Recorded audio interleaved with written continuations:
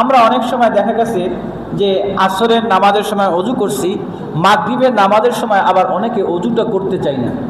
তো অজু তো আছেই, কিন্তু পুনরায় অজু করলে কি সওয়াব বা কি নিয়ামত হাসিল করা যায় এই সম্পর্কে দুইটা হাদিস একটু শুনাই।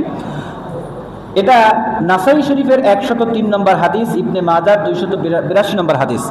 عن عبد الله بن صنابح رضي الله تعالى عنه قال قال رسول الله صلى الله عليه وسلم إذا توضأ العبد المؤمن فمضمض خرجت الخطايا من فيه وإذا استنثر خرجت الخطايا من أنفه وإذا غسل وجهه خرجت الخطايا من وجهه حتى تخرج من تحت أشفار عينيه فإذا غسل يديه خرجت الخطايا من يديه حتى تخرج من। অনেক বড় হাদিস, আমি হাদিসের অর্থটা আপনাদেরকে শুনাই। যে হযরত আব্দুল্লাহ বিন সানাবিহি রাদিয়াল্লাহু তাআলা আনহু থেকে বর্ণিত, তিনি বলেন যে রাসূল পাক সাল্লাল্লাহু আলাইহি ওয়াসাল্লাম বলেন, যখন কোনো মুমিন বান্দা ওযু করে, কি করে? ইজা তাওয়াদ্দা আল আব্দু, কোনো বান্দা কি করে? ওযু করে। আল মুমিনু ফামাদমাদা, তাহলে সেজন্য প্রথমে কি করে? কুলি করে। আর যখন খরাজাতিল খতায়া মিন ফিহি, আর যখন ওই ব্যক্তি কুলি করে, তার মুখ দ্বারা যে সকল পাপ কাজ হয়, ওই পাপ কাজগুলো, ওই পাপগুলো তার মুখ থেকে ধুয়ে নেমে যায়। সুবহানাল্লাহ বলবেন না? এরপরে কি করে? নাকের ভিতরে পানি দেয়। কি করে? নাকের ভিতরে পানি দেয়। এই নাকের ভিতরে যখন পানি দেয়, আল্লাহ রাসূল বলেন ওই পানির ফোঁটা নাকের ভিতরে পোষার সাথে সাথে এই নাক দ্বারা যদি কোনো গুনাহ হয়ে থাকে, ওই গুনাহগুলো ঝরে ঝরে পড়ে। সুবহানাল্লাহ বলবেন না? এরপরে বলছেন আমরা যখন মুখমণ্ডল ধুই, এই মুখের চেহারা দ্বারা চোখে যখন পানি লাগে, চেহারায় যখন পানি লাগে, তখন এই চেহারার চোখের বা দ্বারা যেই পাপগুলো হয়, এই পাপগুলো আল্লাহ রাব্বুল আলামিন ধুয়ে মুছে নামিয়ে দেয়। সুবহানাল্লাহ বলবেন না?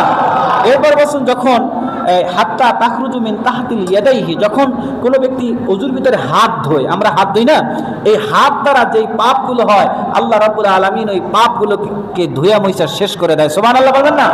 এরপর বলছেন মাথা যখন মাসেহ করে, মাথার দ্বারা যদি কোনো গুনাহ হয়ে থাকে, পাপ থাকে, ওই গুনাহগুলো আল্লাহ রাব্বুল আলামিন ঝরায় দেয়। সুবহানাল্লাহ বলবেন না? এরপর সর্বশেষ বলছেন যে ব্যক্তি দুই পাও ধোয় ওযুর ভিতরে, এই পাও দ্বারা যদি কোনো গুনাহ হয়ে থাকে, ওই গুনাহগুলো আল্লাহ রাব্বুল আলামিন ধুয়ে মুছে শেষ করে দেয়। সুবহানাল্লাহ বলবেন না? সর্বশেষ এই হাদিসটা একটু খেয়াল করে শুনেন, বুখারী এবং মুসলিম শরীফের হাদিস। আন আবি হুরায়রা রাদিয়াল্লাহু তাআলা আনহু قال قال رسول الله صلى الله عليه وسلم إن أمتي يدعون يوم القيامة غرا محجلين من آثار الوجوء فمن استطاع منكم أن يطيل غرته فليفعل متفق عليه। জোরে বলেন না সুবহানাল্লাহ। আল্লাহ রাসূল সাল্লাল্লাহু আলাইহি সাল্লাম বললেন, আল্লাহ রাসূল সাল্লাল্লাহু আলাইহি সাল্লাম একজন জলিলুল কদর সাহাবী, যাকে রাইসুল মুহাদ্দিসিন বলে।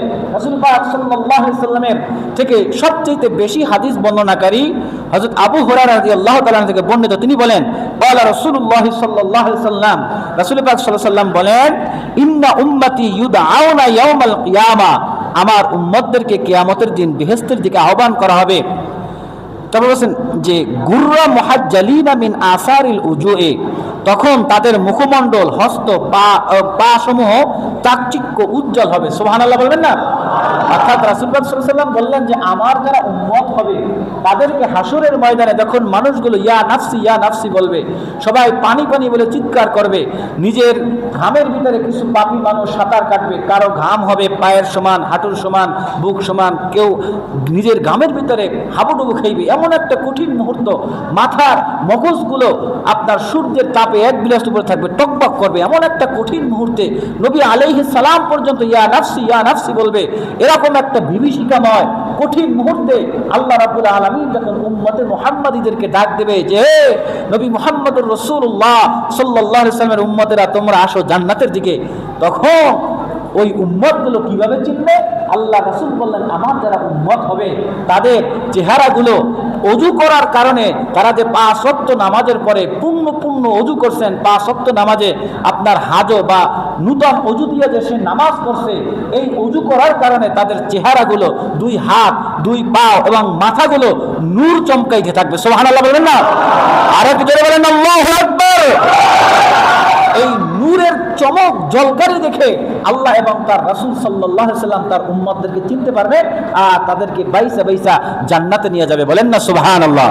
কে কে জান্নাতে যাইতে চান? নারায়ে তাকবীর। তাহলে জান্নাতে যাইতে চাইলে সব সময় ওযু সহকারে থাকবেন। কি সহকারে বলেন? যথাসম্ভব ওযু সহকারে থাকবেন। আর আগেই তো শুনলেন মিফতাহুল জান্নাতিস সালাহ, নামাজ